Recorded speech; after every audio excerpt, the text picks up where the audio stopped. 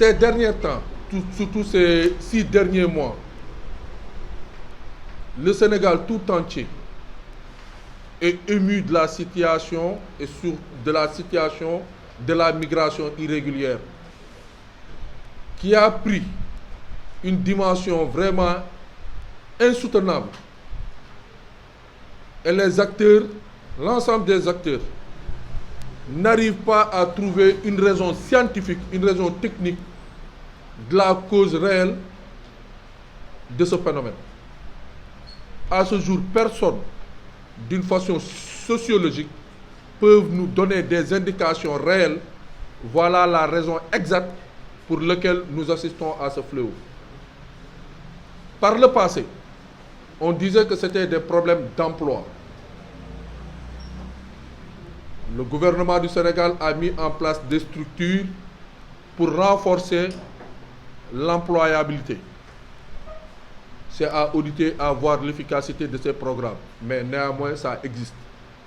Et la contradiction par rapport à ça, tout dernièrement, selon les études que nous avons eues, nous voyons des jeunes entrepreneurs qui ont des instruments de productivité.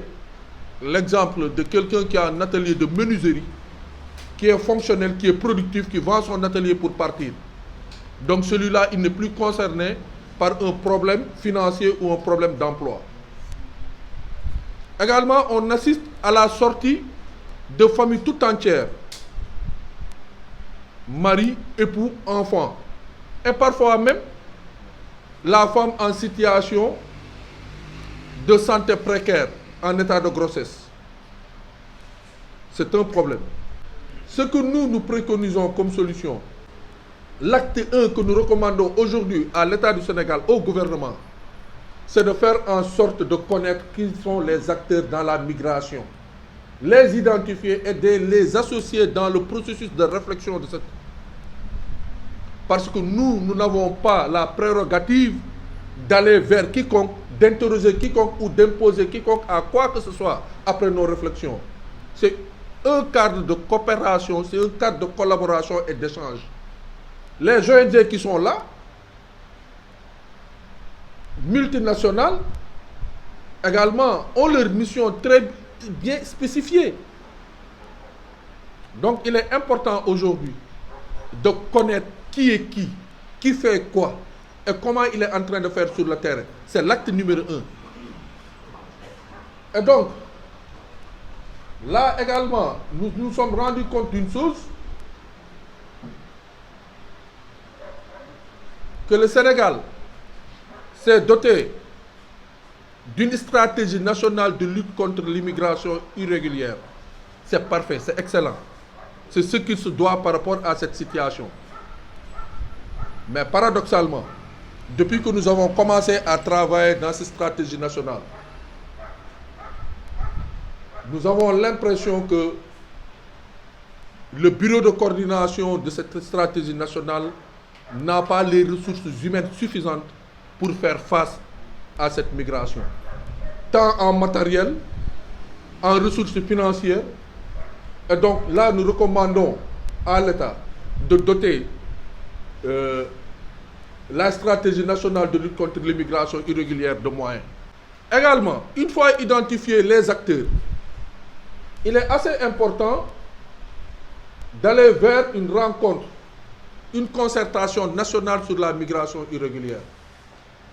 Ce serait une rencontre présidentielle auquel le chef de l'État, la primature, tous les acteurs étatiques, les ONG, les partenaires au développement, multinationaux, bilatéral, les lanceurs d'alerte, tous les acteurs, qu'on s'assoie et qu'on se dise la vérité et qu'on essaye ensemble de trouver une solution. Également, identifier les pays d'accueil réceptifs et attractifs. Nos jeunes veulent partir. Ils ont pris les côtes européennes, notamment Lampedusa en Italie, Las Palmas en Espagne. Mais seulement ces pays ne peuvent pas être des pays de destination. On peut trouver d'autres alternatives dans d'autres pays. Et donc il faudrait élargir la migration circulaire à d'autres pays. Et le Sénégal mathématiquement, le Sénégal peut exporter à l'an plus de 30 000 jeunes dans le cadre de la migration sud contrôlée, avec comme alternative de la migration clandestine. Il faut également la redéfinition des conditions d'obtention de visa. Il s'agit de discuter sur le déséquilibre lié aux conditions d'obtention de visa. Le voyage vers les pays attractifs nécessite obligatoirement le visa, dont son octroi demeure une difficulté pour les pays du tiers-monde, pas seulement le Sénégal. Mais au moins que le Sénégal est un pays sûr, et les pays de l'Union européenne, particulièrement de Schengen, disent être des amis du Sénégal. Donc je pense que par rapport à ça, il est assez important. Mais aujourd'hui, le gouvernement du Sénégal devrait rappeler les consulats accrédités à Dakar de leur devoir par rapport à leur engagement sur les questions de visa. Et ça devient une question de sécurité publique. Aujourd'hui, cette question aussi, c'est une question de souveraineté nationale au Sénégal.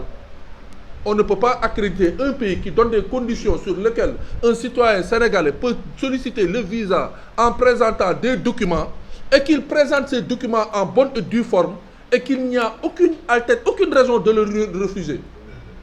Et sans aucune autre explication. Et sans aucune autre voie de recours. Ça, le gouvernement du Sénégal doit être, si on veut vraiment ramener la confiance par rapport à la migration, ça, ce sont des questions primordiales. Interpeller les consulats. Aujourd'hui, il n'est même plus question d'avoir un rendez-vous normal dans certains consulats de l'Union européenne à Dakar. Et personne n'en dit rien. En tout cas, nous ne le savons pas. Ce n'est pas public. Si vous n'êtes pas détenteur d'un passeport diplomatique, d'un passeport de service, où vous avez des entrées ou fonctionnaires, je pense que la souveraineté aussi, ça, c'est ça la souveraineté. Il est question qu'on touche à cette question-là. Si on veut que nos jeunes qui prennent la mer reviennent à eux-mêmes, ou un jeune qui a l'intention de prendre la mer, ça sont des questions qu'on doit régler. Et sur ce, vraiment, je pense qu'il faut augmenter les capacités d'offres de bons de formation des 3 FPT. Voilà réellement, scientifiquement, techniquement, des solutions que nous proposons à l'État du Sénégal comme alternative par rapport à la migration irrégulière. Parce que nous avons attendu, nous nous sommes exprimés plusieurs fois, mais jusqu'à-là, nous n'avons pas vu d'alternative. Nous n'avons pas vu de solution et nous pensons que ça, ce sont des solutions structurelles pour le gouvernement du Sénégal.